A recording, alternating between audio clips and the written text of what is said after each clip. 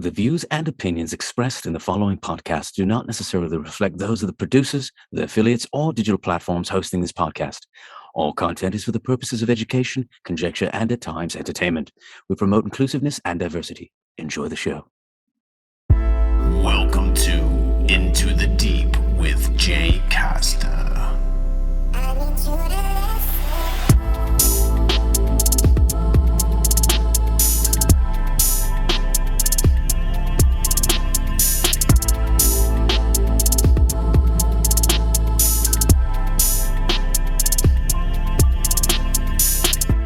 Welcome to Into the Deep.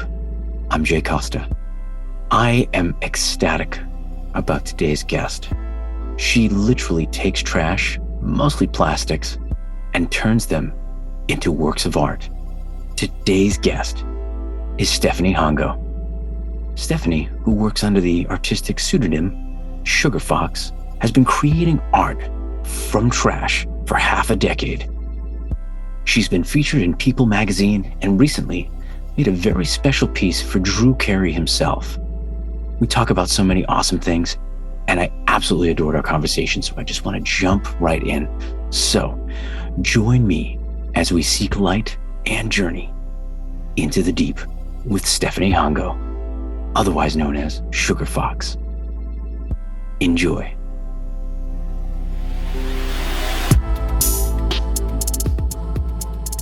Stephanie, thank you so much for joining me today. I can't thank you enough.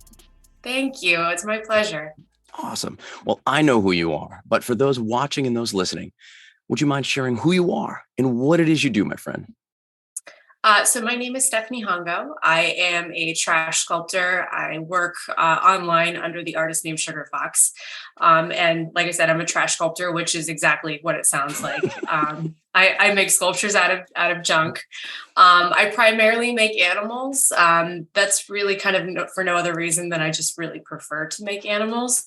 And when I say trash, usually it's plastics. I've done some work with like some thin metals and a couple of fabrics here and there and with what I do, but I need to be able to get a screw through it. So it really has to be a little bit more friendly than hard metals. Like I don't do any welding, and things like glass and all of that aren't really usable for me. But yeah, like I basically just make sculptures from repurposed junk.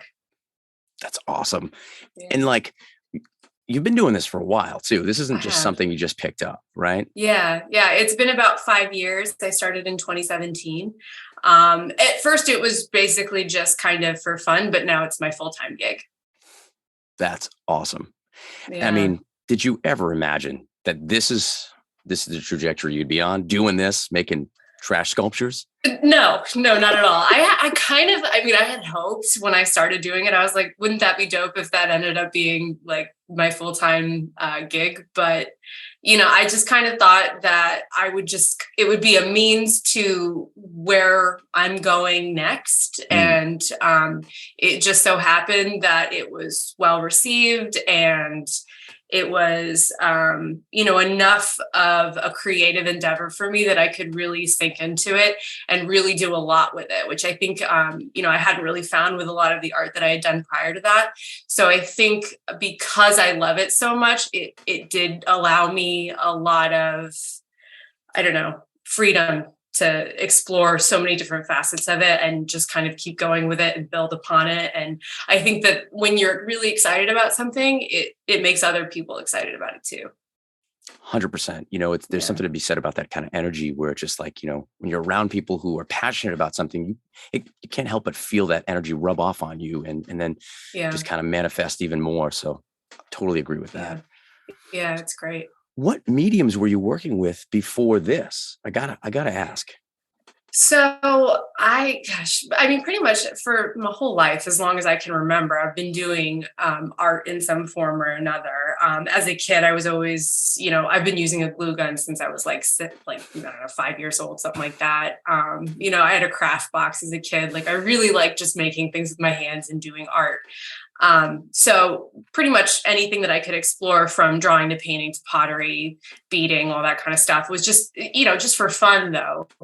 And then after I graduated college, I did major actually in illustration in college, which is crazy because after I graduated, I realized I don't actually enjoy drawing that much. So I want to do this. It was wacky. I don't know why I did that. It was such a waste of money. But after I got out of college, I was like, okay, well, I at least want to do something creatively. But I had no experience in graphic design, and I was a little bit of a snob about it when I was in school. I was just like, oh, graphic art is not real art. It's in the fine arts. All like, I don't know what was wrong with me. I wish I had it to do over. Honestly, if I had it to do over, I probably wouldn't have gone to college at all. But if I was going to get a degree, it would have been in graphic design, I think, because that's where all the jobs are. But I digress. So I graduated from college and I wanted an art job. So basically that's in teaching for a lot of people. I find the artists that I know, if you can't find a job doing, you teach. So I did a lot of that. And then I finally got a job at Trader Joe's and I absolutely loved it. I was a sign artist for Trader Joe's. No kidding. I did their shelf tags. I did, it's like basically all their signage. There's some mural work. There's like all those produce bins that you see, like the handwritten signs on it. There's an artist in back of house for every Trader Joe's. So I did that for 5 years. Loved it early on. And then, the job started to change. The boss changed. The company restructured. And I was kind of no longer a sign artist anymore. I was working at a grocery store and making shelf tags occasionally. So I was starting to get really unhappy. And I decided I wanted to try to, find another job. But like I said, it's a lot of graphic design out there if you want to be an artist. And I didn't know any of those programs. So I had tried to do a little bit of my own teaching on that. I floundered a lot. I'm, not really great with teaching myself those sorts of things. So I decided all at once that I was just going to kind of leave and just try to be a freelance artist, that I was going to maybe do like my own chalkboard designs, painting, all different kinds of stuff, like whatever I could kind of get together. And so I left without a job lined up. And I was kind of like wallowing in like just failure and despair, just like, how am I going to make money? I don't know what I'm going to do. What was I thinking? And I have thought, do you know who Bordalo II is? Bordalo II. I'm so sorry. No. So he's an artist. He's amazing. Okay. I'd been following him on Instagram for quite some time. Him and a couple other trash sculptors. Like, I'm nowhere near the first to do this. There's so many different people that do some version of trash sculpting. And I remember looking at their work, and specifically Bordalo's work, and thinking, I know that I can do some version of this. I just kind of need to be commissioned, because the thing about his work is that it is this very large scale, building faces of just like these trash installations that are just absolutely mind-blowingly gorgeous. And I was like, that would be so much fun to do. But, obviously you need someone to be like, hey, can you please come put trash on the side of my building? You can't just go do that. So, and I was like, well, I was living in a condo at the time. I can't just put it on my building. So maybe I could do this, but I could just do a smaller scale version of it. So I just like sprung up, out of my wallowing despair on my couch. I was just like eating, snacks and watching TV. And I was just like, I can make something out of my own junk. So I had a board downstairs in my basement, and I was like gathering power tools and tape and glue. I didn't know what I would use. I was just like, any means of fastening, any type of trash. I was grabbing everything from like old purses to straightening irons to cardboard, all this junk, and just gathering it in my living room. And I was like, I'm going to make something out of all of this. And my roommate at the time came home and he was like, what the hell are you doing? And I was like, I'm making a deer. So I was just like, over the next couple of days, I just built this blue deer. I painted it blue and I named it Yandu. And the reception that I got from that piece was just the kindest and most excited that I'd ever seen anyone over anything I'd ever made. And I got just this feeling of fulfillment and happiness and just like the overwhelming excitement and joy from making it. And I was like, this is it. This is what I want to be doing. Wow. And so there it was. it's before your eyes in three-dimensional form, like life-changing, sounds like. Yeah, yeah, absolutely. That was a pivotal day for me. Like I wish that I could go back and tell myself how important that was going to be. I never would have guessed at all. And you touched upon so many different things, when, you know, being a Trader Joe's, back of house artist, working on Hmm. signage, then that corporate structure change, then all of a sudden, your passions weren't being met or fulfilled. Yeah, And absolutely. that's what seems like a lot of artists and creatives go through, you Hmm. know. So talk to me, those feelings of despair and just like, wallowing in that, right? Yeah, It seems like that's the seed of creativity. yeah, absolutely. Why is this so common amongst creatives, in your opinion? Um, Gosh, I don't know. I think, well, I don't know that it's necessarily common among all creatives, but I think any creative worth their salt, maybe. I think Mm, that you need to have a certain amount of doubt in what you do, um, to grow, to get better at what you do. I know I go through like this roller coaster. I think probably once a week where I'm feeling like this is what I'm doing. I'm succeeding. I've got it. I'm good. Like you got this. You got this, Steph. You're great at what you do. Like it's excellent. Like keep it moving. And then like the next day I'll be like, it's just imposter syndrome like you wouldn't mm, believe. Just like you don't know what you're doing. You're fooling everybody. You're not actually that great at this. It's all going to come crashing down. It's just, it happens constantly, just this swing cycle all the way around. And like I said, I think that there's a certain amount of checks and balances that you have to have in order to be good at something. You need to kind of be reevaluating where you are and what you're doing if you want to grow. But I don't know, maybe it's the sensitivity among artists that makes us like, crazy at times. I don't know. Maybe not crazy, and that might be the wrong word for it, but it certainly feels it sometimes. right.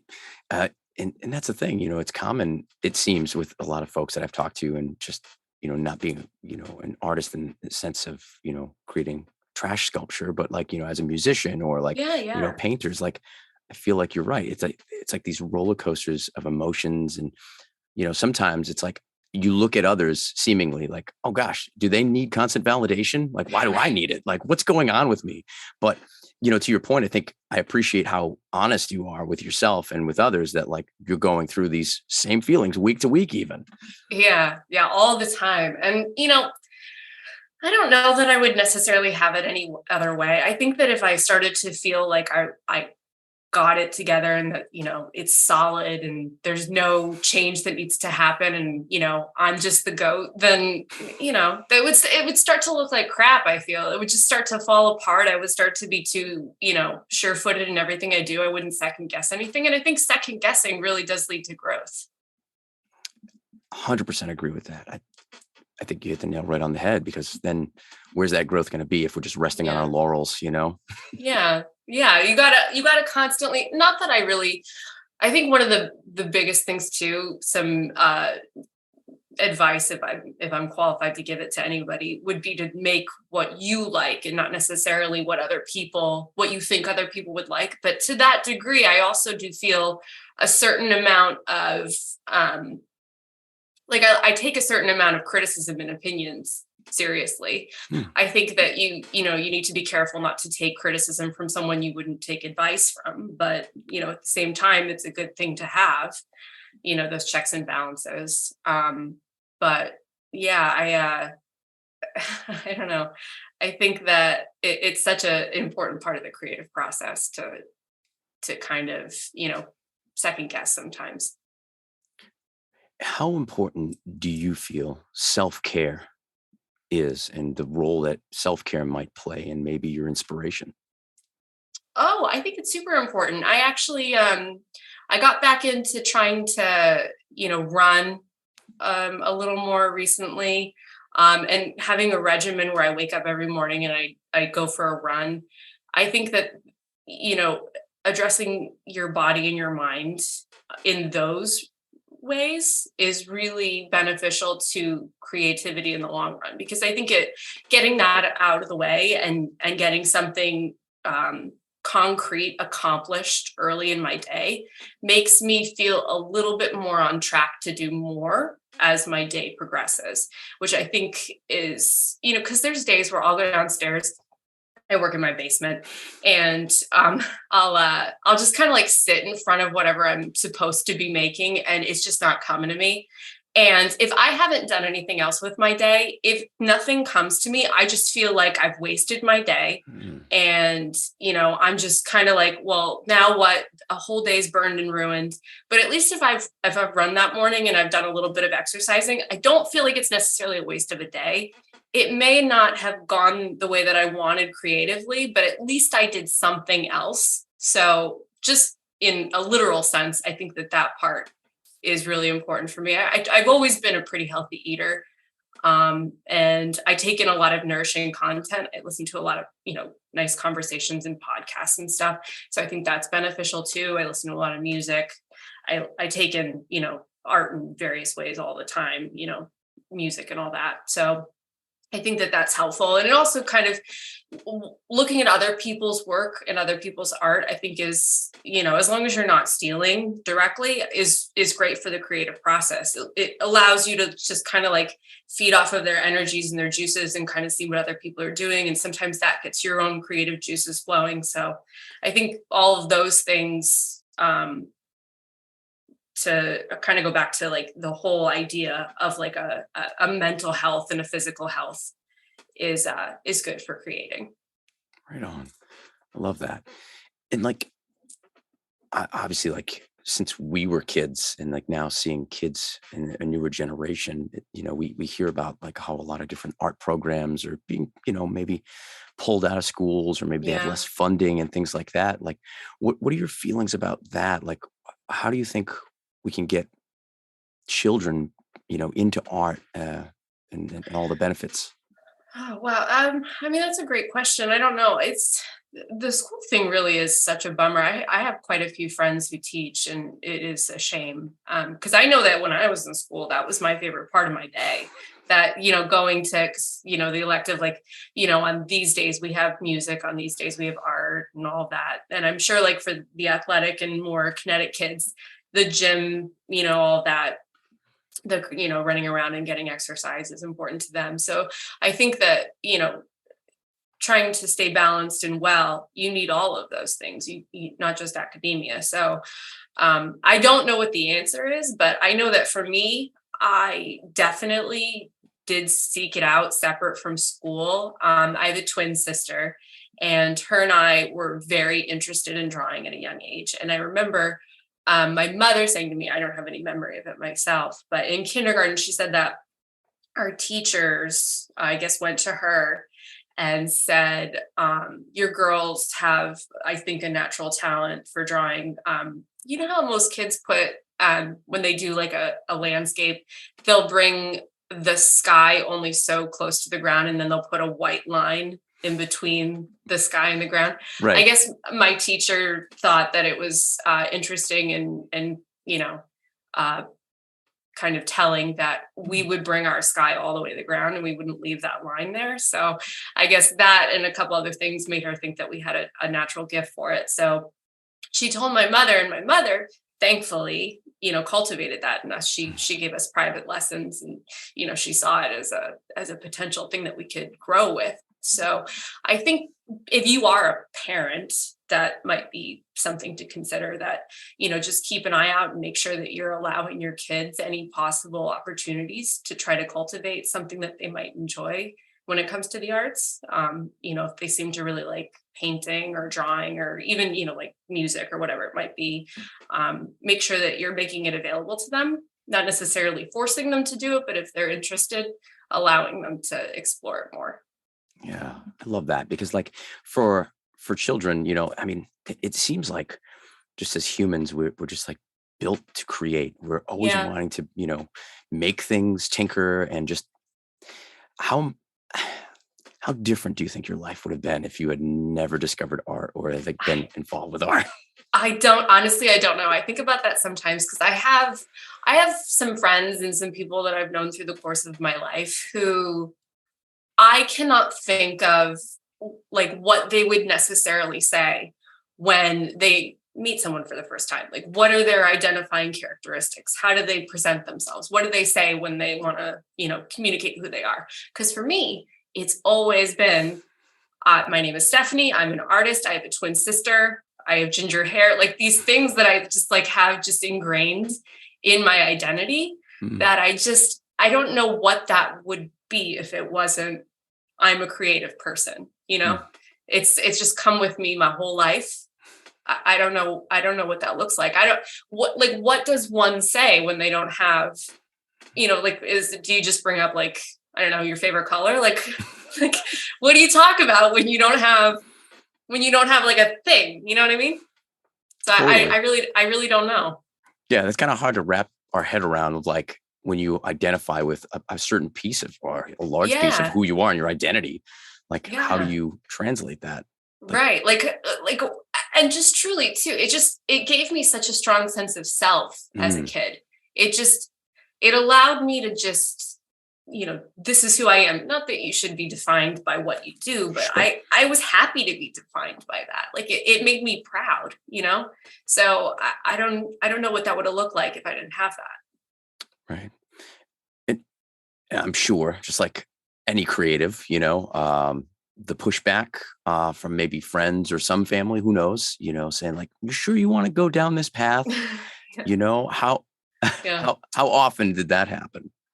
Honestly, I've been pretty fortunate in that my parents were always really supportive. I think that specifically the trash sculpting, I don't think anybody saw that as being a viable option for what I'm going to do until it was already happening. But when it was brought to my parents that initially I wasn't even going to be an art major. Initially, what I was going to do was being an English major. And I remember my mother thought that was a good idea because I always, had an interest in writing. And I think she saw more of a future in that. I don't know if that's true, but I got that sense about it because my sister, being that we're twins and being that we went to school at the same time, she was going to go for the illustration major. Oh, And wow. I was going to go for the writing, for the English major.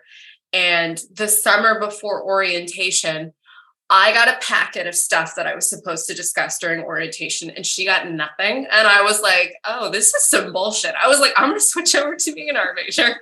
I'm not doing this. This is my summer before college. I'm not studying. So I just, in all at once, I just switched. Now, that being said, it wouldn't have really mattered what I majored in because I don't think I've used my degree since I got it. So whatever. But I do think that there might have been a little bit more of kind of like a few, like, okay, she's going to do something that I think that she can get a job in from my parents when I initially did want to be an English major, but they didn't say anything when I switched. So I don't know. They've been pretty supportive. They've always been really complimentary and proud, I think, of the work that I've done. So I've been really lucky in that sense.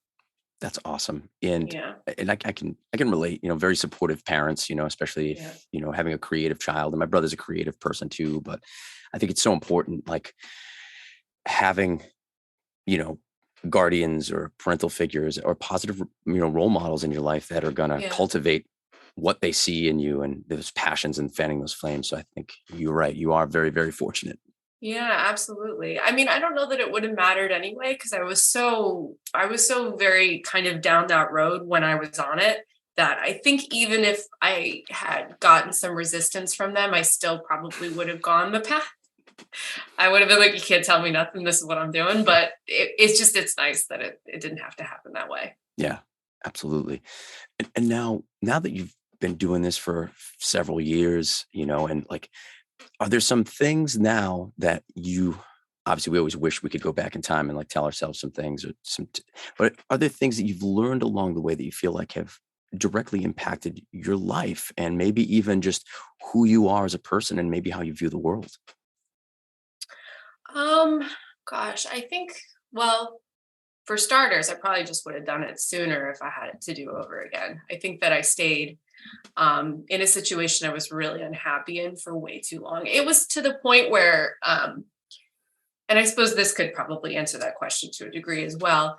I think that I was in an unhappy state for so long that it was starting to change me. It was making me the worst version of myself. I didn't recognize the way that I was, interacting with people just at the basic levels. I was just, you know, I wasn't fulfilled, and I was stressed, and that affected me on every level. So I think, like I said, I just would have done it sooner. And I think having gone through that and having left a situation that made me that unhappy, I think it's pretty likely that I'll never be really in a situation like that again. I think that I'll be able to recognize all the signs that, this is not for you. You need to move on. Mm. I think that's such a great point and valuable information for a lot of people. I mean, I'm sure we all know a lot of folks, and there's probably some people watching or listening that feel that exact way, feel stuck, maybe Yeah. uninspired. What gave you that just, what was the catalyst that gave you that, faith to just take that leap? What was it? There was a lot of very specific things that really were upsetting to me. First of all, don't date anyone that you work with. That is a no-no. So part of that was I had an ex that I was working with, and just seeing him all the time was making me miserable. And the job was making me miserable. And just like kind of the people that were surrounding me, it was a lot of feeling of like no one's genuine. Just I'm having it wasn't even just the work. It was all of the garbage that surrounded it more socially, I think, than the actual work itself, that really was the catalyst that pushed me. If it wasn't for all those things, I probably could have just stuck it out. Thank goodness I didn't. Thank goodness I had all those things to push me, because it ultimately worked out better that way. But all this garbage around it really did make it so that I was just done. I was just like, this is too much. This is sticky. This is upsetting. And the devil, is sometimes easier than the devil you don't. So I think that's really what keeps people stuck in situations more often than not. That, and if you've got kids, it's really hard to just up and quit a job. So luckily I didn't have a lot of strings attached where I was able to do that. But it was just the push of just like, I can't be around these people anymore. I got to get out of here. I cannot report to a job where I'm seeing all these people every day. So ultimately it was the people that pushed me out, I think. Right. And now you're thankful for them. Oh my God, so much. Like constantly, like not to name names, but I like go through it. I'm just like, thank you for being an asshole. I appreciate it. And it's amazing how that works. We can go from feeling a certain level of energy towards an individual and how they're making us feel, to then we realize we can connect the dots later on that like every event seemingly plays an important role in where we're heading. Yeah, I know. It's crazy. Like I have such gratitude towards people that I absolutely hated. Like not Right. hated. That's I know a what strong you mean. one. But yeah. For sure. Like, and like people can relate that to different things, whether it's like, former partners, and like toxic, environments, relationships, jobs. And it all like kind of builds up to give us that inspiration to take that leap of faith. So yeah, absolutely. So have you noticed that there are a lot of people like coming out of the woodwork now that like, oh yeah, yes. I've always believed in you. And like they weren't there. They weren't there before. What's that feeling like? I don't know. Honestly, I have any nice words are nice words. I get like it's kind. Any kindness given towards me is appreciated. But I see you. You know what I mean? Like, I don't have to call you out. I don't have to say anything about it, but I mean, I see you. Right on. That's awesome. And I think it's a super positive way of going about it too. Because I feel like, you want positive things to happen. You want positivity. Absolutely. Just put it out there. Yes. Just whatever you want, put that, and you'll get it back. Hopefully you'll get it back. It might take a little while, but I think eventually you will. Yeah. Depending on one's, perspective, if they, if they're seeing the balance of things around them, or if they, whether it's someone subscribing to karmatic cycles, what have you, it's interesting. Yeah. And like, as a creative, do you find that you're just a natural problem solver and people might come to you for, either advice or things like that because you're creative minded and you're thinking outside the proverbial box? Oh, I'd like to think so. I don't know. I'd have to ask them. I don't know that necessarily. I mean, in general, I do find troubleshooting to be so gratifying. I love it. That's one of the things that I like so much about what I do with the trash sculpting is just kind of the literal, spatially trying to like hold it up and see, okay, where on this, in this depth should this be? Which plane am I working on right now? How do I get it there? How do I get it there without changing this about it? Like all the little nuances that happen in sculpture. I really enjoy with this. And especially since it's not like, if I just had a lump of clay, I could just truly mold it however I wanted, but you've got to use things that are already a certain shape to create other shapes. So I love that aspect of it. So perhaps that carries into other facets of my life. Maybe people recognize that and appreciate that about me. I don't know. I never really thought about it. Right on. Yeah. I like asking creative minded individuals, their take on that, and getting back to even just like you're saying, like, so from what my understanding is, and correct me if I'm wrong, you start with the idea in your mind already ahead of time. Is that correct? Yeah, right. So I would say the bulk of everything that I've made, I think over 170 pieces at this point. And the lion's share of that was commissioned work. I don't really do commissions anymore, but because it was commissioned work, let's say I've got a woman that's asked me to make her a lion. So I already have the idea you need to make a lion ahead of time. So it's just it's all built on a board. I don't do freestanding sculpture work. Not that I won't down the line, I've considered it, but as it stands right now, the process that I go through, the board is really instrumental for how I physically build it. And I also feel like since it's plastic and not metal, it would probably need some sort of armature inside it to keep from collapsing on itself or being so brittle. So for now, they're all more like a relief sculpture kind of to a degree. So I start with the board and I kind of sketch out the shape of kind of what animal usually it's going to be. In this case, a lion, we'll call it for sake of example. Sketch out the lion shape, and then I'll go about trying to find the pieces. So I like I said, I work in my basement and I have basically a trash heap in my basement of all plastics and stuff. Yeah. So I'll just kind of like wander through this heap of junk and look for whatever piece seems like it would be appropriate for the thing that I'm working on at the moment. And if I'm not finding that, I'll just kind of like use my time to try to just be like, okay, well, this could probably be instrumental in doing the eyes later. This could probably work for the ears, sort of try to set those things aside for later, see if they're of use. And then it's really kind of usually you kind of look until you solve that problem, because you can't really move on until you get to, what you're working on, you get that out of the way. So it's kind of building out the face. Usually I like to get the eyes set in place.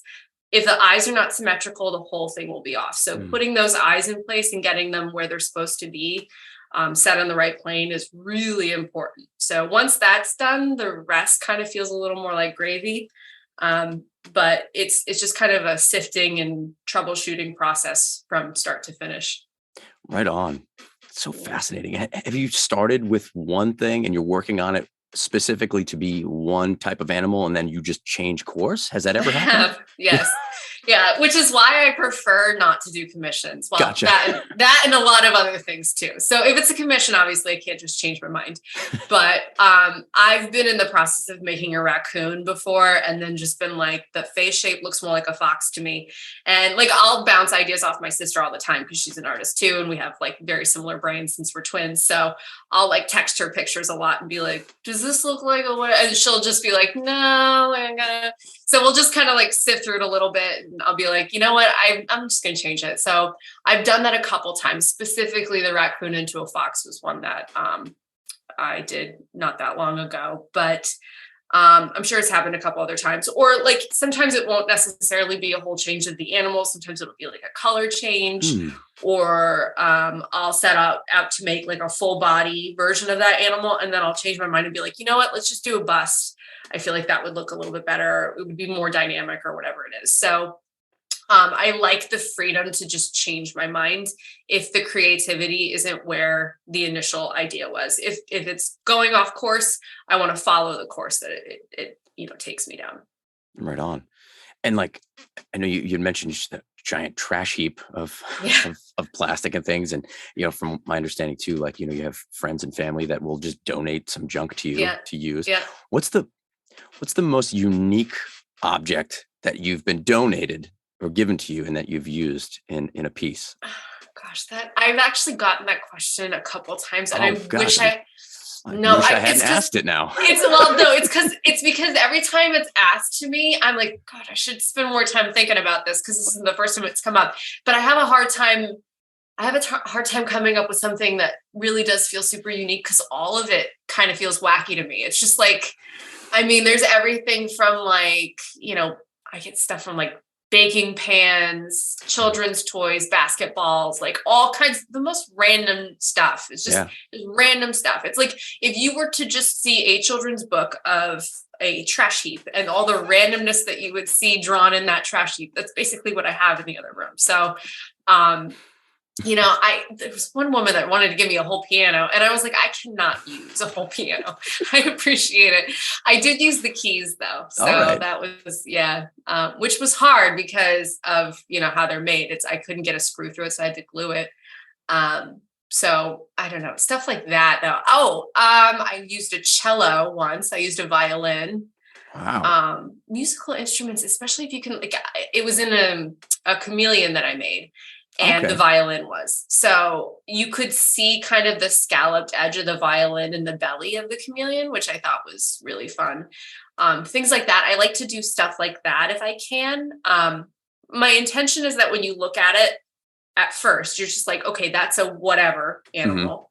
Mm-hmm. And then you're like, what's wrong with it? Like there's something off about it. And then you have to just kind of examine a little closer. And then you're like, oh, this is an assemblage of random junk. I would prefer that that's not really apparent right away, and that you kind of get there over time. And then when you do realize what it is, then you can look closely and you could be like, okay, this is a toothbrush.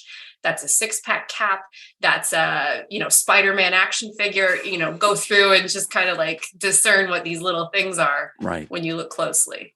Yeah. And you described exactly like what I did when I was looking at your artwork, and I was like, you see it, I saw it for what it was. And then you start like breaking it down like, oh, okay, well, those are spoon heads. And, this is like an old telephone wire or something. It looks like it. And like, so it is cool because then it gives a whole new dimension to what the art is. And I really appreciate that. Oh, thank you. I appreciate it. Yeah, absolutely.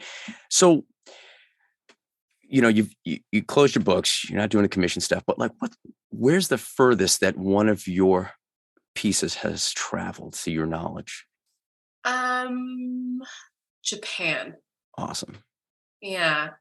Japan. I've sent a piece to Germany. Okay. We've discussed, like, I've been really fortunate to have quite a beautiful fan base in Australia. And the amount of money that it would take to ship I've calculated, I've had people reach out to me saying that they want to purchase the piece, and then the shipping ends up being more than the piece itself. And we're like, they're just like, I'm sorry, I can't justify it. And I'm like, don't even try to, like, I get it. I don't think I'd be able to justify it either. Do not apologize, So shipping has been a schlep, to say the least. It's probably the worst part about selling art is shipping. Thankfully, if there's anyone who does need a little bit of guidance on that, I don't know that I necessarily found the best way to go about it, but not that long ago, someone recommended Parcel Path to me, which has changed shipping quite a bit for me. Initially, I was going directly through UPS, and their prices were so astronomical. Not that it's cheap now, but Parcel Path has made it less expensive. So if anyone's looking, I would recommend that. Awesome. Great tip. Great advice. We'll put them in the link below. Okay. Yeah. That's awesome. That's great. And that's, yeah, because like I started thinking about that, like especially with some of the bigger pieces, like especially the one right behind you, that's like huge. That's fantastic. And like, obviously it's like building a crate and around this thing and then just shipping it. Yes. So thankfully, my boyfriend's really good with that kind of stuff. He builds the majority of the crates that good. He and I need to ship out. It's every piece gets their own individual custom crate, which the price of lumber skyrocketed during COVID. So it just like that alone was ridiculous. And then you calculate the shipping rates, which, everyone had to raise their rates because of COVID too. So, it is expensive, but it's definitely cheaper than if I were to try to source that somewhere else. I've looked into like these white glove services for artists for shipping art, and it's crazy expensive. There's really not an excellent alternative that I've found personally anywhere. Like I said, Parcel Path is what I use, but at the same time, you're still using UPS, and they kind of punt your package all the way to the door. So sometimes, things get damaged. I've been pretty lucky through the course of my work that FedEx flat out lost a package once, but oh my gosh. Yeah,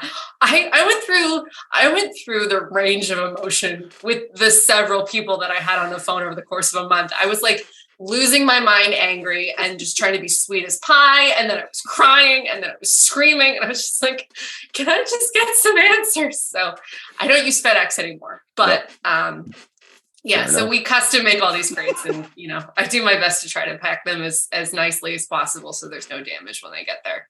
Right on. And no sign of that lost package ever? No. Oh my God. I can't even. Thankfully, they paid me out the money, and the client was very, very understanding. He was like, he was just like, I get it. Like the problem though, with the thing that upset me the most about it wasn't even the loss of the package. It's the first time I've ever missed a deadline. And it's because they lost the package. I was like, I pride myself on that too. I'm like, if I say I'm going to get it done by a time, I get it done, and you will have it in hand by the time I say that you'll have it. That's very important to me. And it was for his partner's birthday, and I had it all set to go, and it was supposed to get there before her birthday, and then they just straight up lost it. But like I said, thankfully he was really supportive and really understanding, and I just made him another one. We worked it out, but it was a shame. Yeah. Gosh. Well, luckily you have a giant pile of trash in the other room. I know. Yeah. But that's disheartening, I'm sure. And so like now fast forward, or actually reverse from this point in time, but like, did you ever expect to be in People magazine? No. No. Also, I didn't even know that People magazine did things like that for artists. Like, me neither. I've never been a magazine reader, to be very fair. Occasionally if I'll go to the beach or something, I'll pick up a magazine just because it's an easy thing to thumb through when, you're not really doing much. But no, never really a magazine reader. And then when they reached out to me, I remember like my sister, she's usually my sounding board. So I immediately texted her, and I was like, I sent her a screenshot of the email, and she's like, that's fake. And I was like, I mean, probably. And she's like, hold on. So then like 2 seconds later, she was like, I Googled her. She definitely works for People magazine. Let's look into it. I was like, okay. So, I kind of went down the road. I contacted them back, and I said, like, I'm interested in hearing more. And when it all kind of became real, and I was just like, wow, this really is a thing. No one's punking me. I was like, what the hell this is crazy. No way. And then I sat on it for like I don't know, at least 6 months. And I didn't tell anyone. I was like trying not to tell my parents because I really wanted to surprise them. And then just from the time that it printed to the time that I had it in hand, it was so quick. I wasn't able to do kind of the unveiling that I wanted for my parents, which was a bummer, but they were really excited. It was great. It was really sweet. Ah, Mazel Tov. That's amazing. The fact that Yeah. like how rewarding that must have felt. Oh yeah, absolutely. And the other thing, this is such an aside, but I genuinely mean it. I watch these competition shows on like Netflix. So like Glow Up. Do you know what that is? Oh yeah. Oh, 100%. Yes. Okay. So, and then every time something good happens to these people, I'm like weeping on my couch. I'm just like, oh my God, that's such a great opportunity. Good for you. I love it so much. It makes me so happy to watch other people succeed and get like their dream. I'm just like, yes, you get your stuff. Go girl, get it. Yeah. So true. I know. And it's like such a feel good moment. They've got the right music playing and it's just like, oh my gosh. Oh, I know. I like seriously, like it's cheery moments every 3 seconds when I watch that show. I'm just like, yes, queen. Good for you. Yes. So silly. So accurate. And then you got to have that moment. You got yes. Which brings that's exactly. And it's cause I know what it's like to have that happen. I'm just like, so excited for you. That's so awesome. Well, I think there are I know there are many people who are excited for you, and you've been working very hard at it. And, it's not like you've been snoozing and not doing anything. You've been working hard at it and chasing after it. And, kudos to you. Well, thank you. Well, where can folks find you on the internet? So I have basically all the social media. I would definitely insist and recommend going to my Instagram if you're interested in my work at all. I'm on there at Sugarfox_art. That is basically the thing that I've been putting my attention to from the beginning. That if you go far enough back, that's like me as a Trader Joe's artist too. That has basically my complete portfolio. I also have a Facebook page, which is Sugarfox. That one was made, I think it was last year, so it's not quite as complete. So that's why I say Instagram's better. And I'm terrible at updating my TikTok. I don't really like that platform at all. So I'm there. Please follow me. But honestly, I don't know that it's going to be worth your while. So Instagram's the place to go. I also have a website, which is sugarfox.net. Perfect. That's awesome. Yeah. It's funny. Now I'm connecting the dots when you mentioned the Trader Joe's signs. And I could be mistaken. Was there a Mitch Hedberg sign? Yes. It was. Okay. Yes. Oh my gosh. Amazing. All right. Thank you. Yes. It was about crackers, if I'm not mistaken. The tiny edible plates. Yes. Yes. Awesome. Thank you so much. My boss did not get it. He did not know who Mitch Hedberg was. He did not like it. Oh my gosh. All right. Well, that was a gem. So yeah, now it's all making sense. Okay, cool. That's super rad. So sometimes, sometimes that's what it means being an artist. You're ahead of the curve. You're ahead of your time. People are getting it, I know. There was a handful of people that were like, oh my God. And I was like, yes, see, only the cool kids. Yeah. The inner circle, Yeah. Yeah, exactly. Well, that's awesome. Do you have any events that are coming up where folks can come see you, maybe buy some art, anything like that? I don't. I would, if I do end up getting a show together, that will be something that I for sure share on my social media, my website and all that. I did a little thing not that long ago. It's lovely, but a problem that I don't have the inventory for a show. Gotcha. So basically as I make stuff, it tends to sell, which is an excellent problem to have, but it also makes it so I can't really put it anywhere. So if I end up with an inventory, I will absolutely do that. In which case, yes, I will share that for sure on my social media. That's awesome. Well, good. Well, I think we'll all be looking forward to that. And if you could, if you had to give some advice or maybe even reach out back to your own self, Stephanie, 8 years ago, 7 years ago, what would you say? What would be the advice that you would give individuals? Well, I've said it already, but I genuinely mean it. Don't take criticism from someone you wouldn't take advice from. I think that is super important. It's good to listen to it at times, but be careful who you listen to it from. And then also, I guess, just even if something seems scary, if it ultimately feels like the right thing to do, go down that path. Don't be afraid to, do things that are a little bit unsure. And there you have it. I absolutely love that conversation. My inner creative absolutely loves talking to other creative-minded individuals, just getting someone else's take, because we all share a lot of similarities. So Stephanie, thank you so much for your time and your energy. You can find Stephanie on Instagram, and I would absolutely implore each and every one of you to check out her amazing artwork and her installations at sugarfox_art on Instagram. And if you want to check out Stephanie's website, be sure to go to sugarfox.net. I think there were so many important things in there. So if you have a hope, if you have a dream, if you have aspirations, just follow your heart and your mind. It can be easier said than done, 100%, but there's nothing more rewarding. And until next time, take care of one another and keep thinking for yourself.